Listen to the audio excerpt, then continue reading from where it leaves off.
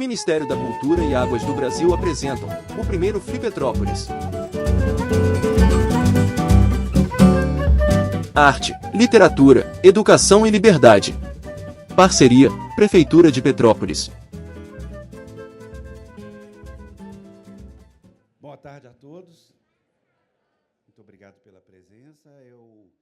A Josane já explicou praticamente.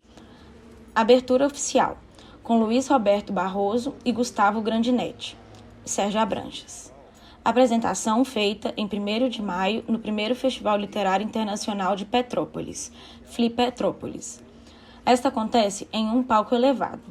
No primeiro momento, os palestrantes se encontram em pé. O primeiro a falar é Afonso Borges, um homem branco de cabelos cacheados, presos em um rabo atrás da cabeça, de tom branco.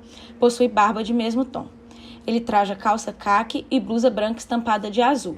Leva no pescoço o crachá dos participantes do evento e usa óculos de aro redondo preto. Até o momento em que os convidados se assentam no palco para dar início à roda de conversa, é convidado ao palco vários palestrantes de forma breve. No segundo momento, passa a fazer parte do palco 3 cadeiras intercaladas por 2 mesinhas que carregam copos com água e livros. O fundo é composto por um grande banner estampado com o tema do primeiro Flipetrópolis e um telão que passa ao vivo a roda de conversa que também está sendo filmada. À frente, é possível ver as primeiras fileiras da plateia. Os palestrantes se assentam nas cadeiras dispostas no palco. Da esquerda para a direita, a primeira pessoa sentada é Luiz Roberto Barroso, um homem branco, de cabelos curtos de tom preto. Ele traja camiseta de botões cinza claro e por cima um blazer bege e calça jeans escura. A segunda pessoa sentada é Sérgio Abranches, um homem branco de cabelos curtos e cacheados de tom branco. Ele traja blusa branca e calça jeans. Leva no pescoço o crachá dos participantes do evento e usa óculos de aro redondo preto. A terceira e última pessoa sentada é Gustavo Grandinetti, um homem branco de cabelos curtos rente à cabeça de tom grisalho. Possui barba de mesmo tom. Ele traja camiseta de botões preta estampada com listras brancas verticais e por cima usa um blazer preto e calça preta.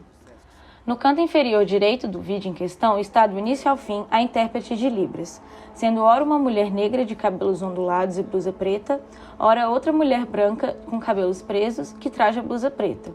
Elas traduzem simultaneamente tudo o que está sendo falado. De tempos em tempos, a plateia é filmada e é possível ver que está cheia. Boa tarde. Eu não vou falar, não. O Afonso quer que eu fale, mas eu quero só dizer o seguinte. Nós estamos muito felizes de estar em Petrópolis. Estamos muito agradecidos por esse espaço maravilhoso que nos foi cedido para que a gente fale de literatura, fale da cultura brasileira, fale de Brasil, e muito solidários com todo o povo de Petrópolis que anda sofrendo com os desastres socioclimáticos. Então, estamos aqui como petropolitanos de corpo e alma para poder fazer um belo festival para vocês. Agradecemos muito a presença de todos. Muito obrigado. Ela é muito melhor. Em especial, para terminar mesmo, brevemente, se existe a história de que um sonho se torna possível, se materializa, queria aqui fazer uma homenagem ao prefeito Rubens, que em novembro, no início de novembro, né, Paulo? Me convidou para vir aqui. E eu nunca... Léo, eu não imaginava que isso poderia estar aqui acontecendo. Uma coisa que começou em novembro, nós conseguimos, gente. Viu? Tudo por ideia, raça e força desse moço que chama Gustavo Grandinetti, que está aqui na frente. Muito obrigado, Gustavo. Tá bom? E, no nome do Gustavo e do vice-prefeito, eu agradeço a todos que estão aqui. Essa coisa, como eu disse, não é feita sozinha, tem uma equipe gigantesca. São 45 pessoas trabalhando ali na casa que a gente alugou. Tudo o que acontece aqui está sendo transmitido para o mundo inteiro pelo YouTube o tempo todo, em altíssima qualidade. Isso é importante, não deixar as coisas que a gente vê e conversa acontecendo só aqui, sabe? Está acontecendo e todo mundo está vendo. E eu mando um beijo para minha mãe querida, já que está assistindo. Nunca fiz isso na vida, mas Dona Meire merece, né? Segue, Josane. Muito obrigado. Agora eu convido ao palco Cláudio Abducci, diretor-presidente do Grupo Águas do Brasil, um dos patrocinadores do Flipetrópolis. Um dos patrocinadores, não, o que viabilizou de verdade o projeto pela Lei Rouanet, junto com o Itaú e a Aerospace. Muito obrigado, viu, de público aqui. Prazer. Boa tarde a todos, excelentíssimo ministro Luiz Roberto Barroso, presidente do Tribunal de Justiça, Ricardo Cardoso, seu vice-prefeito, a qual cumprimento todos presentes. O Grupo Águas do Brasil e Águas do Imperador acredita que, assim como o saneamento, a cultura tem o poder de transformar a vida das pessoas, né? Nós estamos muito felizes e orgulhosos de estar participando desse evento que une cultura, educação, diversidade e arte, né? Esse evento que conta com grandes nomes internacionais e nacionais, né? Fui informado, tem mais de 30 mil autores ali no Palácio de Cristal, que é uma honra para nós aqui na nossa querida Petrópolis. Petrópolis, que foi a primeira cidade que nós entramos em concessão do Grupo Águas do Brasil, que a gente tem um carinho especial, né? Universalizamos todo o abastecimento de água, avançamos muito no tocante ao tratamento de esgoto, que possibilitou que Petrópolis hoje fosse a segunda cidade, segundo o Trata Brasil, no saneamento do estado do Rio de Janeiro, né? Eu queria até aproveitar e comunicar e convidar a todos. Nós vamos inaugurar agora em junho, vamos tentar fazer até no Dia Mundial do Meio Ambiente, se Deus quiser, com a presença do prefeito Rubens Bontempo, que estará de volta aí conosco, a estação de tratamento de esgoto de Itaipava, que vai tratar todo o esgoto de Itaipava e Nogueira, agora no Dia Mundial do Meio Ambiente. E, para finalizar, eu queria falar que nós estamos muito honrados de participar e apoiar esse evento, que certamente vai colocar Petrópolis no circuito literário do Brasil. Muito obrigado e boa tarde.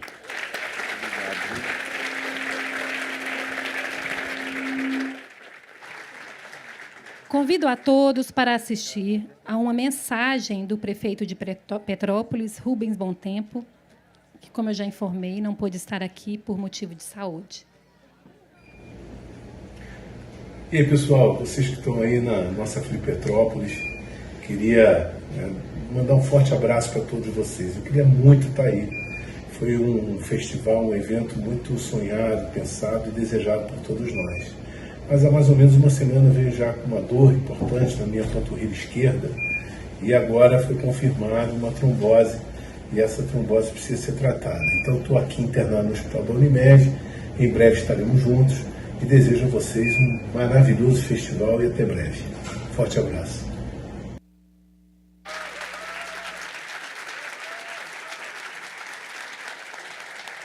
Desejamos melhoras ao prefeito. E agora eu convido ao palco o vice-prefeito de Petrópolis, Paulo Roberto Mostrange de Oliveira, representando o prefeito de Petrópolis, Rubens Bontempo. Boa tarde, senhor ministro Barroso. Prazer em recebê-lo em nossa cidade. Senhor presidente do Tribunal de Justiça, doutor Ricardo, cumprimento a todas as autoridades aqui presentes. Faço uma saudação especial aos nossos secretários, a todos aqui presentes. Saúdo meu amigo e companheiro Leonardo Boff, fazendo essa saudação especial, esse patrimônio desse país. Eu saúdo a todas as escritoras e escritores aqui presentes. É uma alegria, Boff, é uma alegria. Meu amigo Rubinho, meu irmão, você mandou uma mensagem breve para todos nós. Mas eu quero dizer que esse evento que a Prefeitura está realizando é um sonho seu, junto com o Afonso, junto com o doutor Grandinetti, que pensaram e sonharam para que Petrópolis vivesse esse momento. A magia da literatura, a magia de reunir os melhores escritores e escritoras do nosso país aqui em Petrópolis. Petrópolis precisava desse evento, Afonso. É um evento que chama a atenção para uma cidade que viveu momentos desafiadores, mas que o povo se mostrou resiliente e vencemos, Patuleia, todas as barreiras e dificuldades que nos foram apresentadas. E hoje é uma demonstração clara de todos vocês, a apresentação do coral aqui, dos meninos, que dá aos canarinhos um orgulho de toda a nossa cidade. Então, esse momento é um momento de celebração, é um momento da magia da literatura. E eu digo para vocês, Petrópolis é a cidade das letras. Viva minha cidade maravilhosa! Viva Petrópolis! Viva o Brasil! Viva a liberdade! Viva a arte! Viva a educação! Viva a cultura! Viva todos nós! Um grande abraço e um grande festival! Nós chamamos minha cidade de Petrópolis!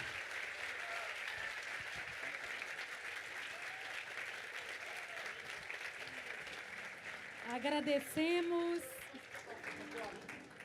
Eu vou quebrar o protocolo.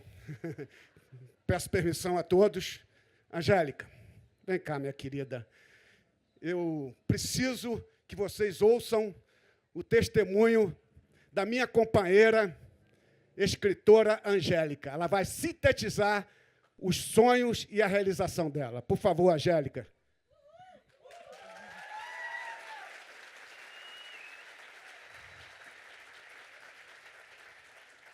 CONDEP também é cultura. Somos cultura, prefeitura. Esse trabalho aqui está sendo maravilhoso. Eu cheguei de Boston tem pouco tempo. Eu fui representar Petrópolis pelo meu trabalho como escritora aqui e tomei posse na Academia de Arte de Boston, né?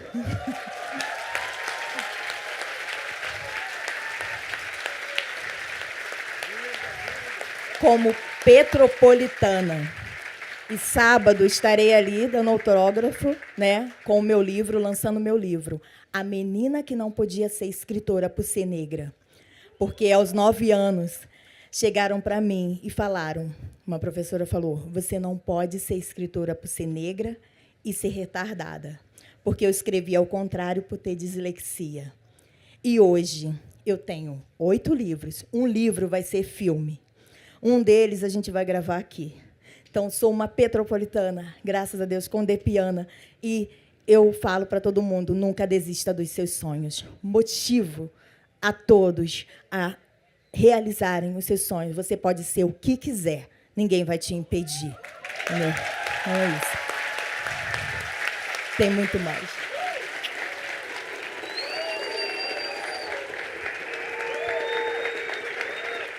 Belinda! Belinda! Obrigada, meu prefeito.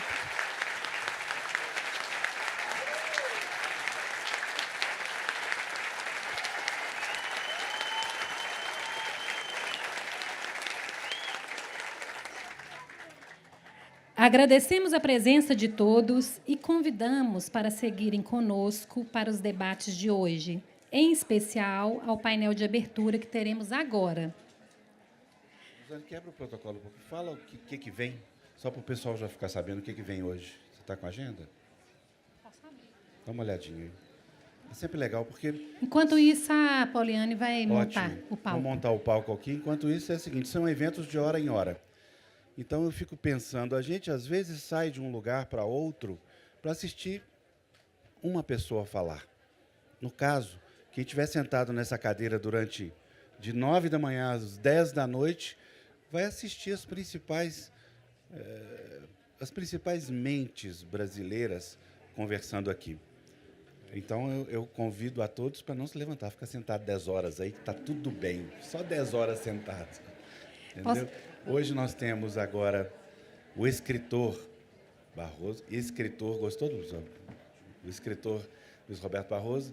Depois vamos fazer uma conversa com Galina, eu e o Tom, e seguimos até o fim. Você está com a agenda aí? Pode falar? Posso. Então, eu vou falar o nome dos escritores que a gente tem e os horários. Agora, a gente tem a abertura com o escritor Luiz Roberto Barroso, Gustavo Grandinetti e Sérgio Abranches. Às 16 horas, Luiz Galina e Afonso Borges. Às 17, Jamil Chad, falando sobre os segredos da Cruz Vermelha sobre o golpe no Brasil. Às 18, Antônio Torres e Tayane Santi Martins e Sérgio Abranches. Às 19, Leonardo Boff e Eliana Alves Cruz. E às 20, Escolastique Mukassonga e Simone Paulino com Jamil Chad. Todos convidados. Inclusive, nós vamos fazer uma coisa nova. O Jamil Chad, hoje, publicou no UOL uma reportagem que ele vem fazendo há muito tempo, contando mostrando os segredos que foram revelados com a abertura dos 40 anos da Cruz Vermelha. Então, ele vai contar para vocês em primeiríssima mão, porque subiu hoje no site do UOL, o que foi essa reportagem com a Cruz Vermelha durante toda a ditadura, tentando se comunicar com os hospitais e com os lugares de tortura e não conseguindo. Nós temos esse privilégio. Cadê o Jamil? O Jamil está aí? Está aqui trabalhando. Daqui a pouquinho você vem para cá para ficar, tá bom? Por favor. Então, eu convido ao palco o ministro Luiz Roberto Barroso, e escritor, Gustavo Grandinetti e Sérgio Abranches.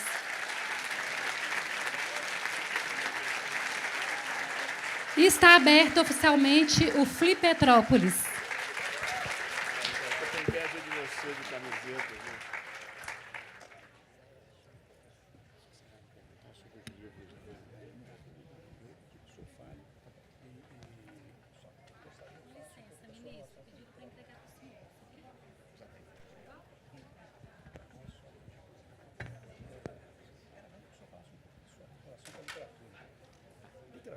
Para não ficar só uma coisa, não.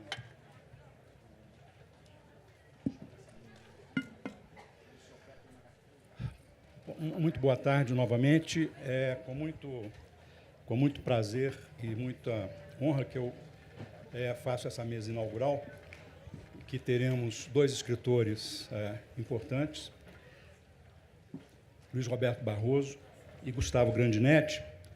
Ministro Barroso, quem lê esse livro vai ficar sabendo que ele preza muito o seu papel como professor de Direito, tem uma carreira acadêmica importante e, nem preciso falar, uma carreira na magistratura muito importante, já viveu momentos muito dramáticos da história do Brasil, como presidente do Tribunal Superior Eleitoral e agora como presidente do Supremo Tribunal Federal. E o desembargador Gustavo Grandinetti, que é um escritor de ficção também, ficção premiada, e um escritor de ficção histórica, que é uma ficção que tem os leitores brasileiros têm muito apreço por ela. Eu não vou me alongar nas formalidades da apresentação, embora eu sempre lembre da história do Darcy Ribeiro, dizendo que ele dispensava apresentações e assim, não, pode me apresentar. Mas, dado que a gente já está um pouco atrasado e que aqui a ideia são os escritores, e os escritores são todos iguais, independentemente de posto, raça, cor e gênero, então eu já vou passar a palavra para os dois. Primeiro para o ministro Luiz Roberto Barroso, depois para o Gustavo Grandinetti, desembargador, e eles vão falar sobre a literatura, a relação deles com a literatura, vão falar sobre os suas impressões sobre a vida literária e sobre a vida brasileira. Eu não vou fazer mediação, nem vou fazer pergunta, porque seria demasiado. Então, tem uma palavra. Muito obrigado, Sérgio. Tenho muito prazer, muita alegria de estar aqui. Eu tenho vínculos profundos com Petrópolis. Boa parte do que eu escrevi na minha vida, eu escrevi aqui na minha casa de Itaipava, para onde eu vinha todos os fins de semana.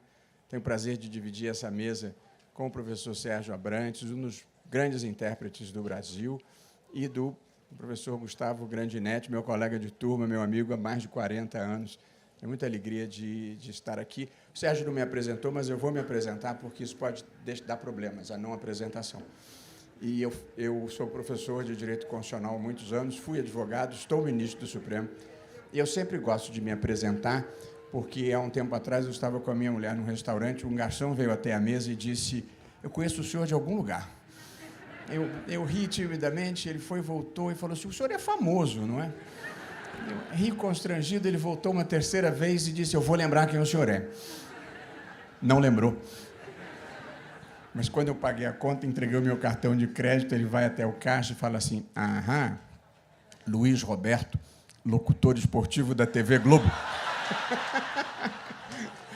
Portanto, eu quero dizer que eu sou o outro, possivelmente com uma vida muito mais difícil. Eu tenho muita alegria de estar aqui. Ler é o meu estado natural na vida, é a minha maneira de estar no mundo. Eu leio de tudo. Eu leio o jornal, eu leio revista, eu leio site de notícia, eu leio dissertação, eu leio tese, Eu só não leio mais bula de remédio, porque eu estava começando a ficar muito sugestionado e ficava com todos os sintomas que a bula advertia. Mas eu gosto, me interesso por história, me interesso por economia, me interesso por ciência política, me interesso por psicanálise. Eu verdadeiramente tenho uma fixação, eu diria, por ler. O Sérgio me pediu que eu dissesse um pouco assim, alguns livros favoritos. Eu queria até ter um pouquinho mais de tempo para pensar, mas assim, de chofre, eu me lembro como obras literárias marcantes da minha vida. Incidente em Antares, do Érico Veríssimo, Gabriela, Cravo e Canela, do Jorge Amado, certamente. Eu acrescentaria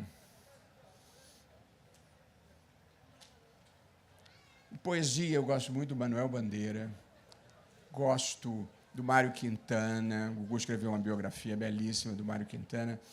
Gosto, evidentemente, do Fernando Pessoa. Dos estrangeiros, o que eu li mais recentemente, que me impressionou, Sapiens, do Harari. Civilização, do Niall Ferguson, é um livro belíssimo. Porque as Nações Fracassam, do Acemoglu, é um livro que me marcou. No plano mais lúdico, Sérgio, eu gosto de Mafalda. Acho que ninguém pode atravessar a vida sem ter lido Mafalda. Eu gosto muito, ele infelizmente não está mais produzindo, do Luiz Fernando Veríssimo. Durante muito tempo era um dos melhores textos da língua portuguesa, uma combinação de estilo com senso de humor, com as cobras. Desenhavam umas cobras fascinantes. Eu me lembro sempre de um diálogo de uma cobra com a outra. A cobra fêmea virava para a cobra macho e dizia: ô Flecha, eu tenho a impressão que você não presta nenhuma atenção no que eu falo. E, confirmando as suspeitas, Flecha responde: 10h30, mais ou menos. Portanto, eu sou muito ligado em música. Acho que música talvez seja uma das formas de expressão que eu mais admiro. Adoro Chico Buarque, Caetano Veloso, Paulinho da Viola, Ana Carolina, Paulo Sérgio Pinheiro. Portanto, a arte, a música, a poesia fazem verdadeiramente parte da minha vida. Eu esqueci do Machado de Assis. Memórias Próximas de Brás Cubas, evidentemente, tem que figurar numa listagem. Ainda nesse domínio, assim, literatura, palavras, eu sou do mundo do direito. Gustavo e eu somos do mundo do direito.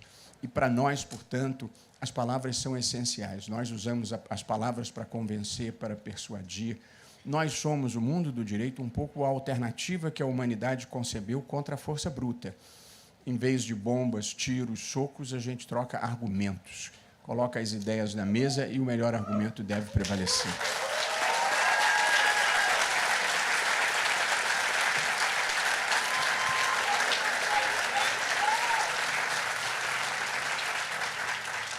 Nós lançamos agora, recentemente, no Supremo, um pacto pela linguagem simples.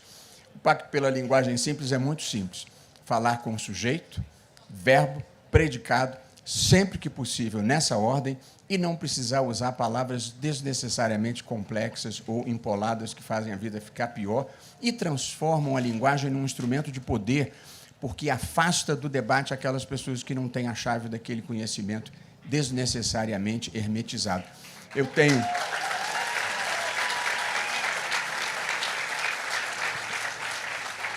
Eu tenho a minha própria lista de palavras que não podem ser utilizadas no meu gabinete, que incluem coisas horrorosas do tipo não chamar Supremo Tribunal Federal de excelso pretório ou sumo aerópago, não chamar a petição inicial de exordial peça de arranque, não chamar a decisão que você está recorrendo de acórdão vergastado. Parece piada, mas não é incomum nós encontrarmos esse tipo de linguagem. Em vez de falar com fundamento, falam com supedâneo, com spec, ou outras palavras. E aí é um gosto estético de cada um, mas eu bani odierno, novel, mister, mercê, outro sim, achegas, escolho.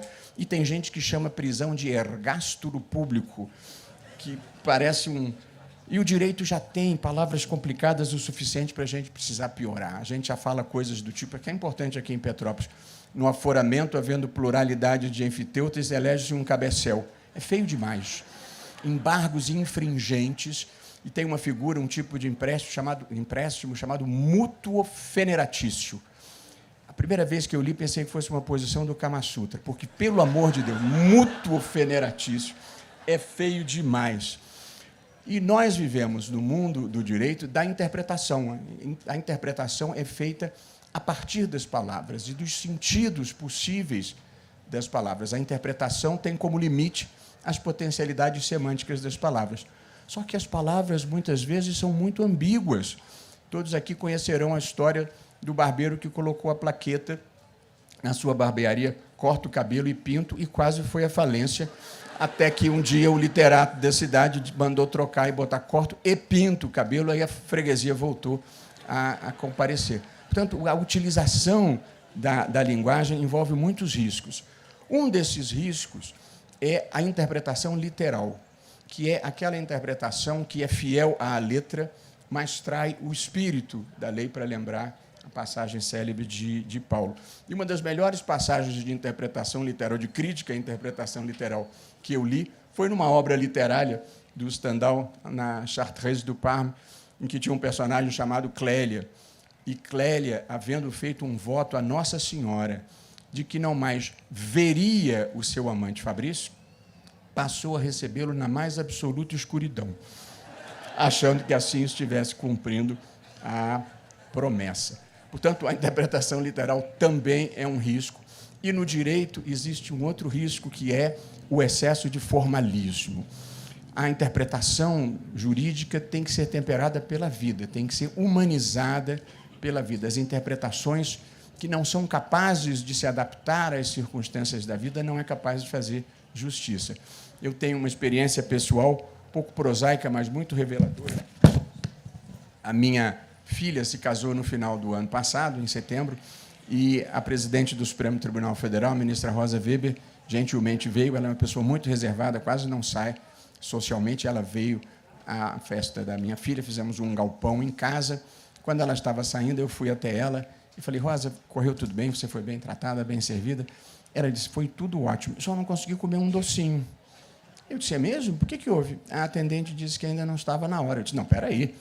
Peguei ela pelo braço, voltei lá na mesa dos doces e falei para a atendente: essa aqui é a ministra Rosa Weber, presidente do Supremo Tribunal Federal. Ela gostaria de um docinho. E a moça falou: não está na hora. E eu disse para ela: eu sou o pai da noiva. Ela disse: muda nada. Aí eu meti a mão e peguei os 2 docinhos e entreguei para a ministra Rosa. Essa moça era uma formalista, ela nunca deve ter lido Kelsen, mas era uma positivista, normativista de categoria, porque não flexibilizava a norma para absolutamente coisa alguma. E, ainda falando sobre linguagem e o mundo que nós estamos vivendo, nós vivemos um momento muito delicado para a liberdade de expressão, que é a matéria-prima de quem vive de escrever. E esse momento delicado, ele é produto da revolução tecnológica. Essa revolução tecnológica, ou revolução digital, que universalizou os computadores pessoais, universalizou os telefones celulares e, com a internet, conecta bilhões de pessoas em todo o mundo. A internet trouxe como grande proveito para a humanidade a democratização do acesso à informação, a democratização do acesso ao conhecimento e a democratização do acesso ao espaço público. E essa é a vertente positiva. Porém, o acesso ao espaço público deixou de ter o controle editorial mínimo que era feito pela imprensa tradicional, que fazia um filtro de autenticidade ou de um mínimo de civilidade daquilo que chegava ao espaço público. De modo que essa democratização do acesso, da mesma forma que permitiu que o conhecimento se tornasse mais próximo das pessoas, também abriu caminho para as avenidas da desinformação, dos discursos de ódio, das teorias conspiratórias e dos ataques às instituições. Esse é o momento e o mundo que surgiu com a internet e que, em muitos lugares do mundo, um populismo extremista se vale da mentira, da desinformação e das teorias conspiratórias para desestabilizar as instituições e pretender implementar um projeto autoritário de poder. E tudo isso potencializado pela inteligência artificial, que é esse grande fenômeno da nossa geração e que vem aí como a quarta revolução industrial, que vai modificar de uma forma muito profunda a maneira como nós vivemos. Há uma passagem de um autor que ele diz que se uma jovem ou um jovem tiver 2 pretendentes e estiver em dúvida, o Google é capaz de fazer a escolha melhor do que os próprios interessados, só cruzando as informações que já tem sobre pretendentes e pretendidos. De modo que essa é uma transformação muito profunda, inclusive porque a inteligência artificial facilita a massificação da desinformação, a massificação da mentira, e agora vem com o deepfake, que é a possibilidade de alguém me colocar aqui com a minha voz falando coisas que eu nunca disse. E isso é dramático para a liberdade de expressão, porque nós todos somos ensinados a acreditar naquilo que nós vemos e naquilo que nós ouvimos. O dia que nós não pudermos mais acreditar no que vemos e ouvimos, a liberdade de expressão terá perdido inteiramente o sentido. É por isso que todos os países do mundo estão, nesse momento, debatendo como proteger a liberdade de expressão e, ao mesmo tempo, impedir que a vida desabe num abismo de incivilidade, de ódio e de grosserias. Porque o grande problema é que o modelo de negócios das plataformas digitais ele é feito da coleta de dados pessoais nossos e do engajamento. Esse é o modelo de negócio. A publicidade migra da imprensa tradicional para as plataformas digitais e eles dependem dos cliques. Quanto mais acesso, mais lucro. E, num depoimento cruel contra a condição humana, a mentira, a agressividade, a grosseria, a desinformação trazem muito mais engajamento do que a fala moderada, a busca da verdade possível. De modo que existe um incentivo perverso para difundir o ódio e difundir a desinformação e a agressividade, porque isso traz mais lucro. E, portanto, muitas vezes, por trás da liberdade de expressão, se esconde, na verdade, um modelo de negócio que ganha dinheiro fomentando o ódio. E por isso é que o mundo inteiro está tentando equacionar como lidar com a liberdade de expressão, mas a proteção da vida civilizada contra esse tipo de distorção. E só para não deixar de falar uma palavra, eu escrevi recentemente, uma das coisas mais interessantes que fiz, porque gostei de fazer, um livro que não era um livro de direito. Eu escrevi muitos livros de direito, quase todos aqui em Petrópolis, mas eu escrevi um livro chamado Sem Data Vênia, que quer dizer sem juridiquês, falando em linguagem de gente. Faço uma visita ao passado, lanço um olhar sobre o mundo e um olhar sobre o Brasil.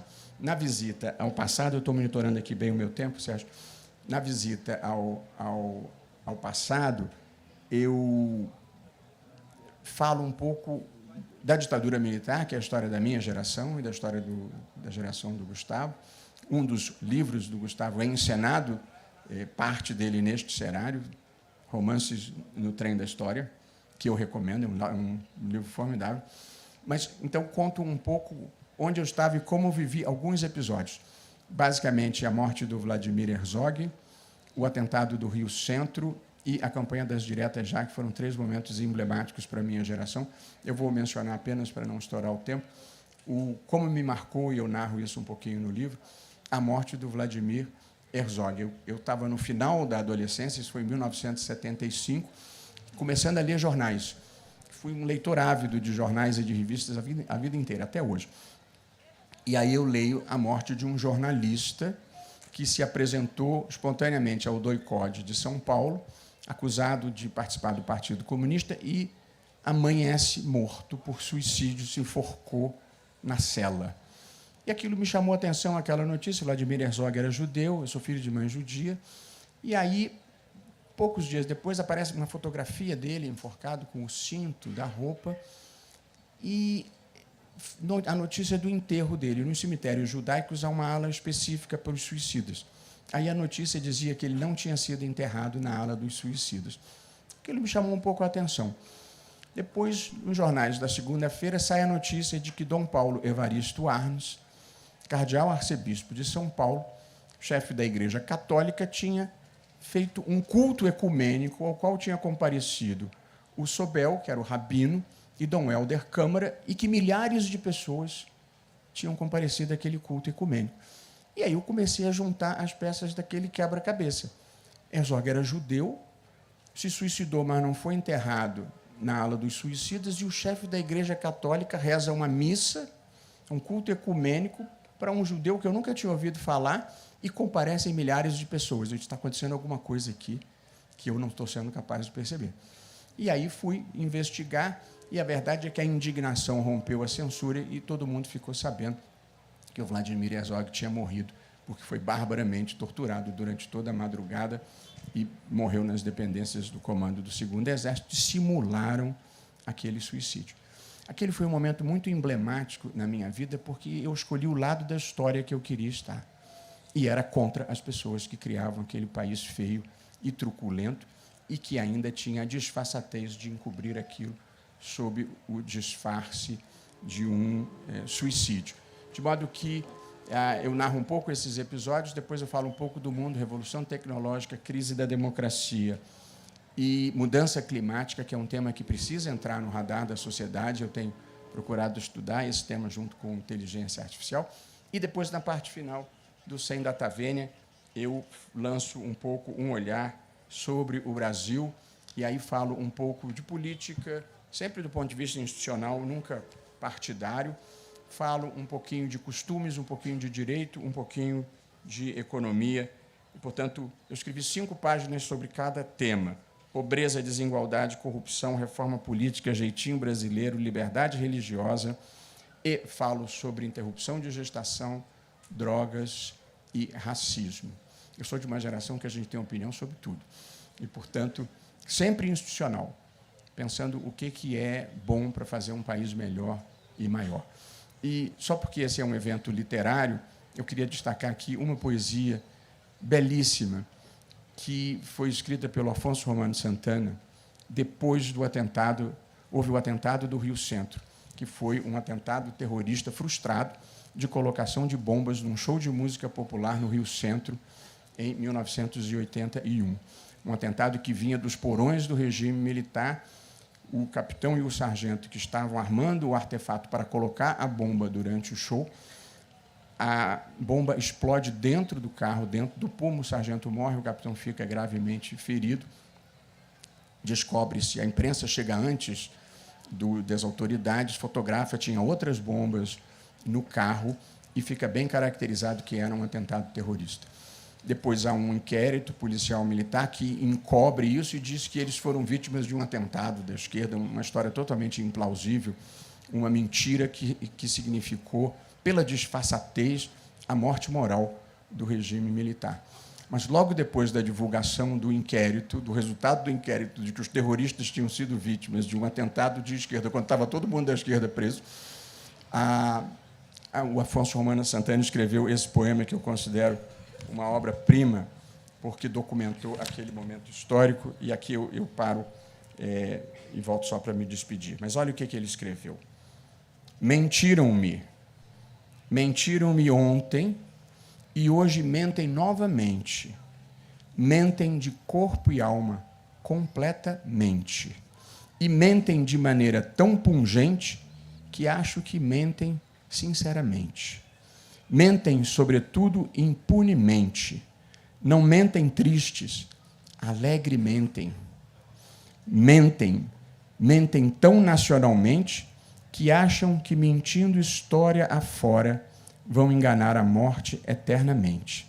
Mentem e calam, mas suas frases falam, e desfilam de tal modo nuas que mesmo um cego pode ver a verdade em trapos pelas ruas. Sei que a verdade é difícil e para alguns é cara e escura, mas não se chega à verdade pela mentira, nem à democracia pela ditadura. Naqueles dias, essa poesia foi imensamente impactante para quem fazia a resistência ao regime militar. E, para dar um toque positivo, as minhas preocupações, quando Gustavo e eu estávamos na faculdade, era como acabar com a censura, como acabar com a tortura, como criar instituições democráticas num país que tinha se desencontrado na história. E hoje, passados 40 anos, as minhas maiores preocupações são ainda enfrentar a pobreza e a desigualdade, melhorar a qualidade da educação básica, investir em ciência e tecnologia, melhorar a segurança pública, melhorar o saneamento básico, assumir a liderança climática, mas as minhas preocupações hoje são muito melhores daquelas que eu tinha no tempo da ditadura. Ou seja, apesar de tudo, nós andamos na direção certa, ainda quando não na velocidade desejada. Muito obrigado.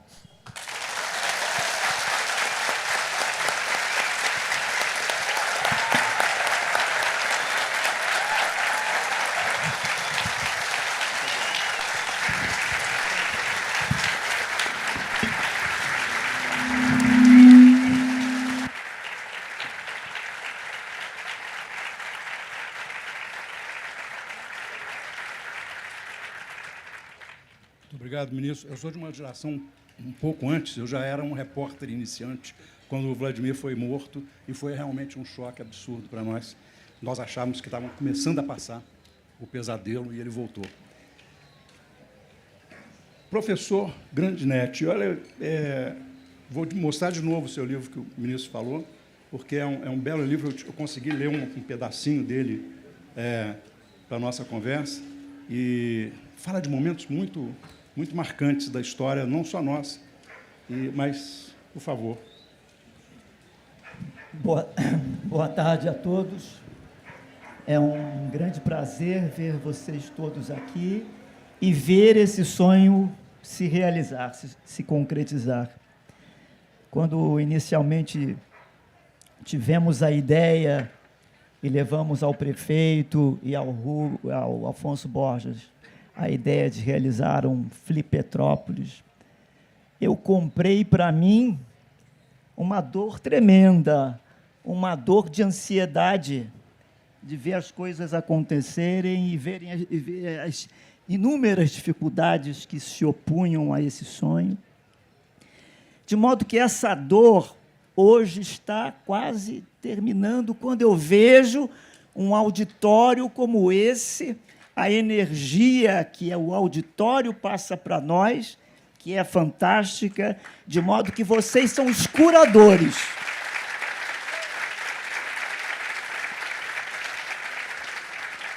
Vocês são os curadores das nossas dores de ansiedade.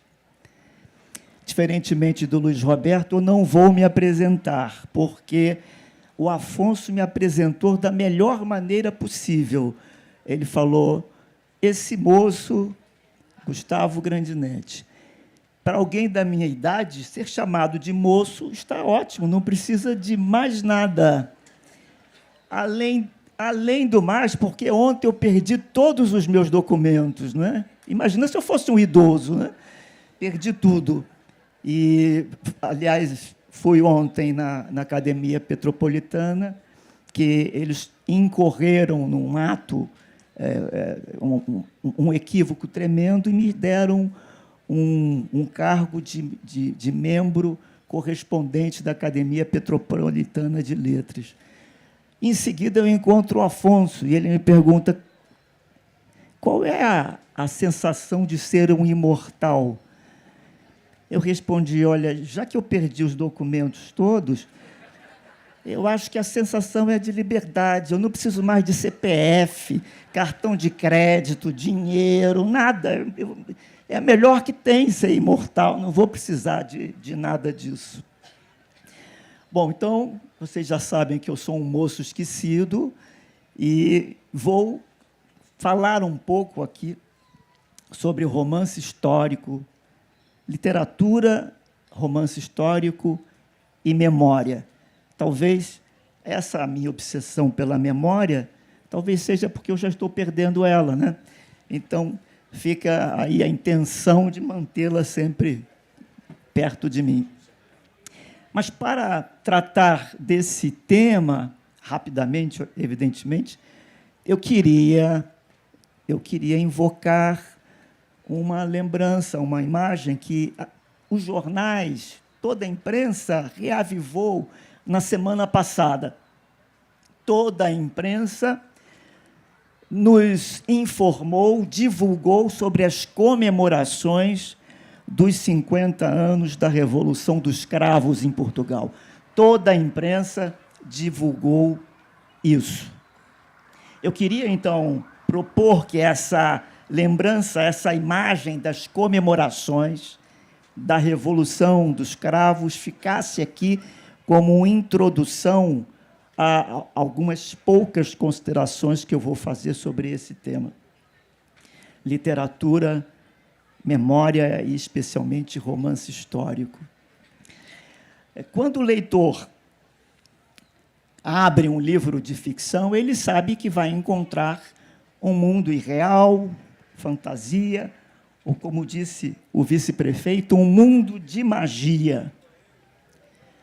Quando o leitor abre um livro de história, ele tem a pretensão de encontrar construções mais ou menos aproximadas de algo que aconteceu no passado, embora nem a história, nem nenhuma ciência possa afirmar uma verdade absoluta, até porque a história é fadada sempre ao revisionismo, submetida ao teste do que é factível, do que é possível de ser comprovado.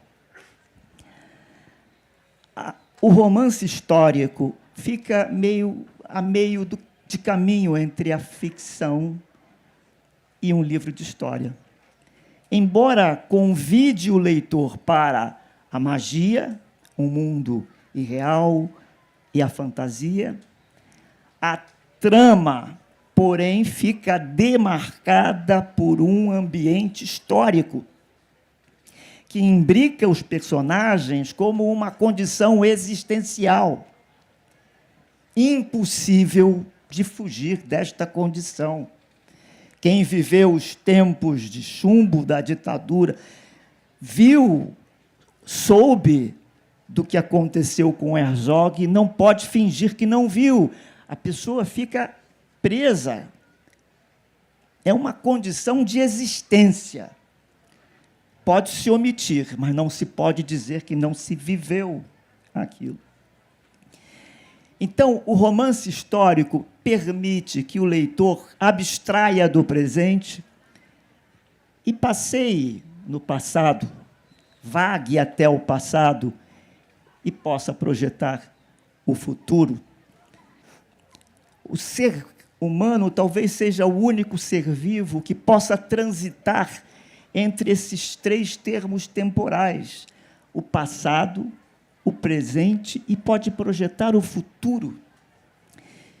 Por isso, a memória é que preside isso, porque só se passa o futuro conhecendo o passado. E o romance histórico permite que o leitor tenha contato com um passado. O romance histórico exercita a memória. O Aristóteles dizia que a memória está na alma, porque é a alma que sente. A alma sente saudade, sente felicidade, sente tristeza, sente traumas. E sente traumas, sim. Quando o trauma é coletivo, e existem traumas coletivos, Luiz Roberto Barroso enumerou alguns traumas coletivos, o que purga esses traumas, não propriamente cura, que é um termo muito mais definitivo, mas o que trabalha o trauma, o que purga esse trauma é o dever de verdade, que usa uma técnica da rememoração, revisitação do trauma, que é a mesma que o psicanalista usa no seu consultório para tratar, acessar traumas individuais. Com a diferença que, em sendo um trauma coletivo, o que preside esse processo de tratamento é o ideal de justiça. porque somos devedores do que somos, ou de parte do que somos, dos que nos antecederam. O dever de verdade surge para prestar homenagem aos que nos antecederam, aos que lutaram, aos que resistiram, aos que foram torturados, aos que foram mortos, aos desaparecidos. É a eles que devemos o dever de memória. Nesse quesito, não cabe direito ao esquecimento. Em trauma coletivo, não tem espaço direito de esquecimento. A nível individual, é possível objetar um direito ao esquecimento. Nesse nível coletivo, não.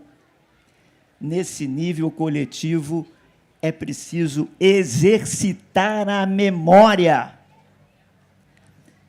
E é isso que Portugal faz há 50 anos, e com uma inteligência espetacular, porque Portugal não rememora a ditadura fascista de Salazar.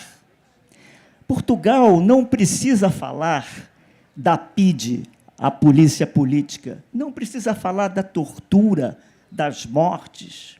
Portugal, de uma maneira muito inteligente, comemora a Revolução dos Cravos, que tirou Portugal daquele atraso político, do fascismo salazarista, da censura, da opressão e do atraso cultural, atraso econômico, e trouxe Portugal para a Europa. Foi a Revolução dos Cravos. Então, Portugal conseguiu, ao lado de uma tragédia, um trauma, construir uma memória feliz. A Revolução dos Cravos é uma festa há 50 anos.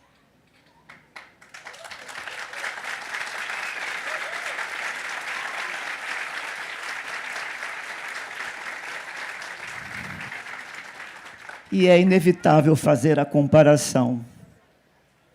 A nossa Revolução Pacífica, que nos devolveu a democracia, a eleição direta, a urna eletrônica, que foi a campanha das diretas,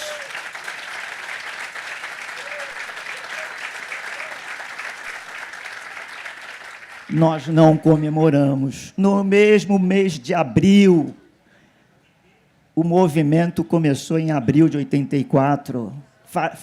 Temos agora 40. Não, diretas. 40 anos. 40 anos de campanha das diretas que nós não comemoramos. Houve passeata, cartazes, festas. Não houve. Então, talvez fosse o caso de nós, da mesma forma que Portugal fez, com inteligência, comemorarmos o movimento das diretas, esquecer o 31 de março e comemorar o 10 de abril, quando estivemos lá na Candelária. E eu tenho a impressão que eu já conheço muitos de vocês, tenho a impressão que nós já nos encontramos pelo menos uma vez na vida. De minha parte, eu homenageei as diretas já com a capa do livro, que é o Comício da Candelária. E esses pontinhos que aparecem aqui na capa, eu tenho a impressão que são vocês. Pelo menos os moços de mais de 55 anos.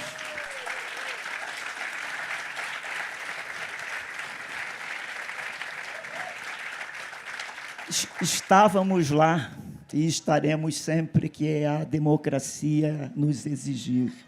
E naquele tempo, naquele dia, nós gritamos, nós entoamos 1, 2, 3, 4, 5 mil, queremos eleger o presidente do Brasil. Talvez hoje o refrão fosse outro. Talvez 1, 2, 3, 4, 5 mil, esquece na caserna esse fuzil.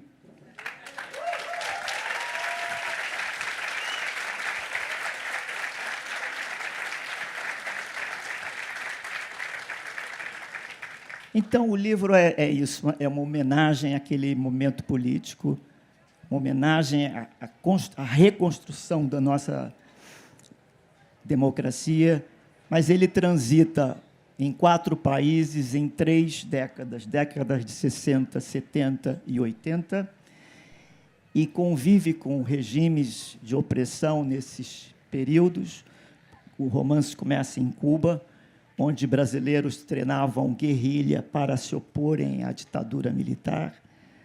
Isso na década de 60. Depois, na década de 70, o romance se desdobra entre Angola e Portugal. Em Angola, porque um destacamento cubano vai para Angola auxiliar na guerra anticolonial contra Portugal. Paralelamente, um dos jovens que estava treinando em Cuba vai para Portugal, testemunha a Revolução dos Cravos, e na década de 80, todos trabalham em prol da campanha das diretas. Mas o livro não é só tragédia, o livro não é só política, o livro não é só história, o livro é fundamentalmente uma história de amor. O meu mestre, Mário Quintana, dizia: todo poema é de amor. Então, parodiando ele e homenageando ele, que completa 30 anos de falecimento agora, no domingo, dia 5 de maio, eu vou me inspirar nele e vou dizer: toda literatura é de amor, porque nós escrevemos por amor. Muito obrigado.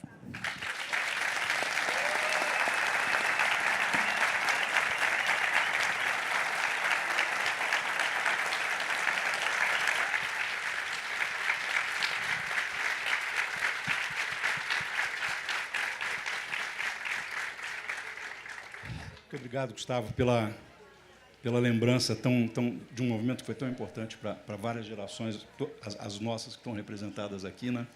E continua sendo marcante e continua sendo uma espécie de desejo permanente, né?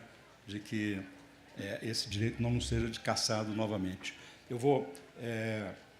o Kundera falava do romance com a verdade, né? Ele falava que ele trata da possibilidade da verdade, né? E o seu romance, quando mergulha na história, faz isso, né? E é muito importante.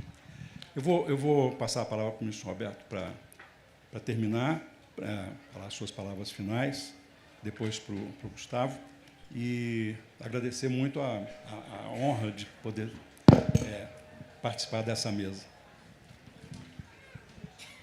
Muito obrigado, Sérgio. Você falou de verdade, eu me lembrei de uma frase do André Gide, que eu gosto muito, que ele fala assim: creia nos que buscam a verdade, mas duvide dos que a encontram. A verdade é sempre a verdade possível e a vida sempre depende do ponto de observação. Tem um lindo verso do Ramón de Campo Amor em que ele diz: en este mundo traidor não há verdade nem mentira. Todo é segundo el color del cristal com que se mira. As coisas na vida têm a cor da lente pela qual a gente está olhando. E as pessoas olham a vida de diferentes lentes, de diferentes pontos de observação. Eu vou prestar atenção na capa do livro do Gustavo, porque eu estava lá nas diretas já, na Candelária. Aliás, estávamos todos. Nós temos um grupo de amigos de faculdade que estivemos do mesmo lado da história ao longo das nossas vidas. Eu era um jovem professor, eu fui com a minha turma de faculdade para a Candelária. E eu me lembrei de um fato, minha irmã vai me matar, eu me lembrei de um fato na véspera do comício, o grande comício das diretas na Candelária, que todo mundo estava lá. A minha irmã querida me telefonou e falou assim: Beto, você vai amanhã nessa manifestação? Eu disse: vou. Ele disse: posso ir com você?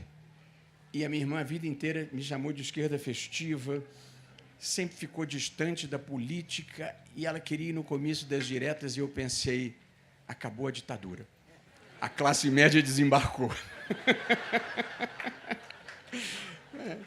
Eu falei um pouquinho, para encerrar, eu queria dizer coisas num tom positivo, porque é a minha maneira de ver a vida. Eu falei da inteligência artificial e das muitas preocupações que ela, de fato, traz, inclusive os riscos da singularidade que a inteligência artificial desenvolver consciência e tomar conta, mas eu não sou uma dessas pessoas que acha que a vida está ruim com tendência a piorar, não, pelo contrário. Não sou como um personagem de uma história que meu amigo Carlos Aires gosta de contar. O sujeito foi ao médico, o médico disse, tem uma notícia ruim para te dar. Tem uma ruim e tem outra pior. Pô, me dá a ruim primeiro, que você só tem 24 horas de vida. O que pode ser pior que isso? Estou para te falar desde ontem. Mas a verdade é que eu acho que se nós conseguirmos canalizar a inteligência artificial num rumo ético, ela é capaz, sim, de servir bem à causa da humanidade. Desde que, com todas as modernidades, nós não percamos de vista quais são as causas da humanidade, quais são os valores que nos unem. Bem, justiça, dignidade da pessoa humana, igualdade para todas as pessoas. Eu sou uma pessoa que gosta de olhar a vida numa perspectiva positiva. Portanto, eu gosto de lembrar que o Brasil só começou verdadeiramente em 1808, com a vinda da família real portuguesa para o Rio de Janeiro. Sem nenhum desmerecimento à resistência dos escravos, à resistência dos indígenas, mas até 1808 não havia um projeto de país. Os portos eram fechados. E, aliás, muitas dessas informações estão num livro muito bom do Laurentino Gomes, chamado 1808.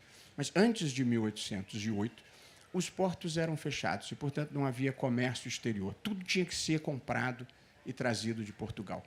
Era proibida a existência de manufaturas na colônia. Era proibida a construção de estradas. Não havia moeda suficiente, as trocas eram feitas por escambo. 1/3 da população era de escravos e 98% da população brasileira era analfabeta. Há 220 anos atrás, essa era a infraestrutura do Brasil. Olhando agora a superestrutura, nós não somos herdeiros da tradição anglo-saxã, que tem uma Magna Carta desde 1215. Queridos como são, e genuinamente são nossos irmãos portugueses, nós somos herdeiros da tradição do último país da Europa que acabou com a Inquisição, do último país da Europa que acabou com o tráfico negreiro, do último país da Europa que acabou com o absolutismo. E com aquela infraestrutura e essa superestrutura, em 200 anos, o Brasil se tornou uma das 10 maiores economias do mundo e a 4ª maior democracia do mundo. E o Brasil foi o país que mais cresceu ao longo do século XX, a uma média de 5,5% entre 1900 e 1980. De modo que, por vezes, a gente olha para a fotografia e acha que a fotografia não está bonita, mas se nós olharmos o filme é um filme de uma história de sucesso. O país é difícil, eu preciso dizer. E lá onde eu atualmente moro, é mais difícil ainda. Eu lido com muitas questões difíceis e complicadas, com interesses, com pressões políticas, com pressões econômicas. Eu juro a todos, eu estudo, penso, às vezes rezo, medito, assim, o que eu acho certo aqui. E a partir do momento que eu me convenço do que é certo, eu faço. E não tenho medo de nada. Porque o universo...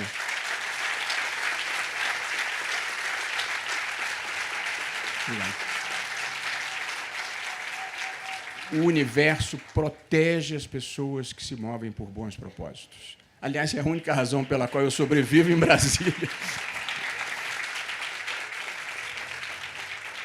E, portanto, primeiro agradecendo mais uma vez a Afonso, ao Gustavo, ao Sérgio, o prazer e o privilégio. A minha vida é dura, mas me proporciona esses momentos de alegria, de prazer e de compartilhar desse evento extraordinário que nós estamos realizando aqui.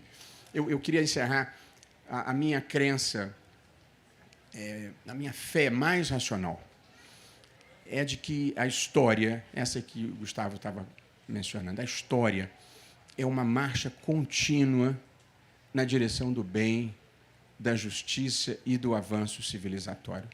Ela não é linear.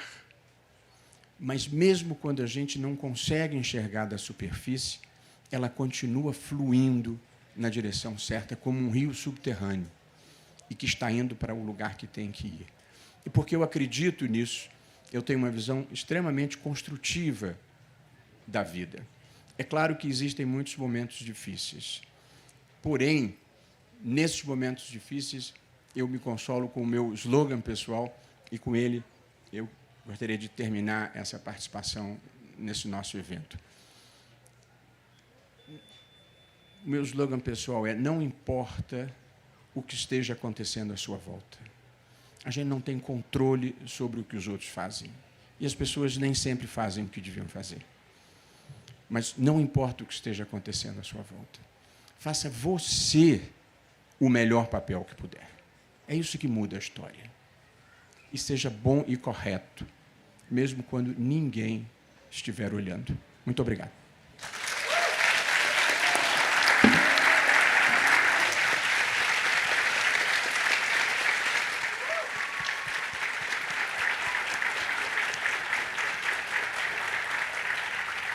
Por favor. Muito brevemente, eu só queria agradecer ao ministro Luiz Roberto Barroso o esforço que fez para vir aqui. Ele veio de Maceió para estar conosco, daqui vai para Brasília. O ministro não passa nem uma noite aqui por exigência do seu trabalho, de modo que nós agradecemos muito o seu esforço, a sua presença.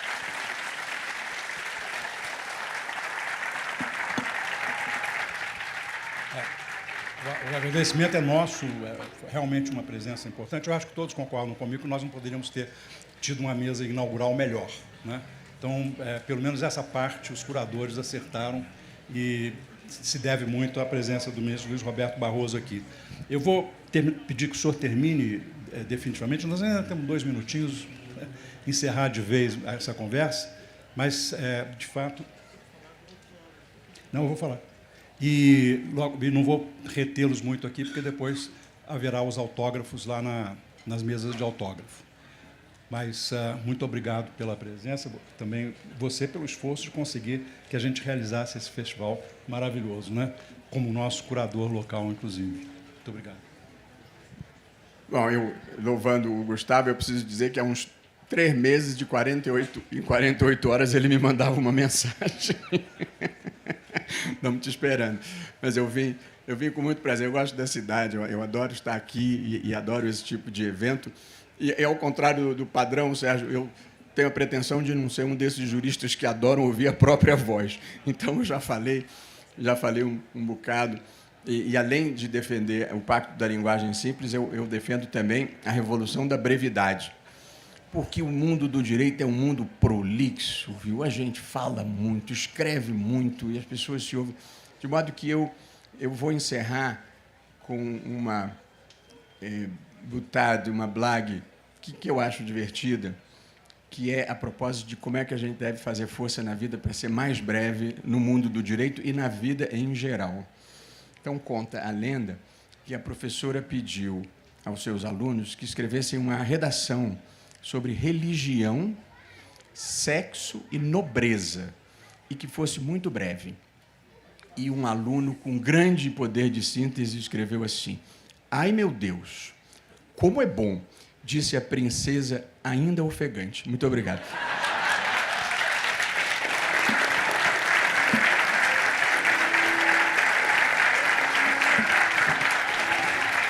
Obrigado. Agora os autógrafos.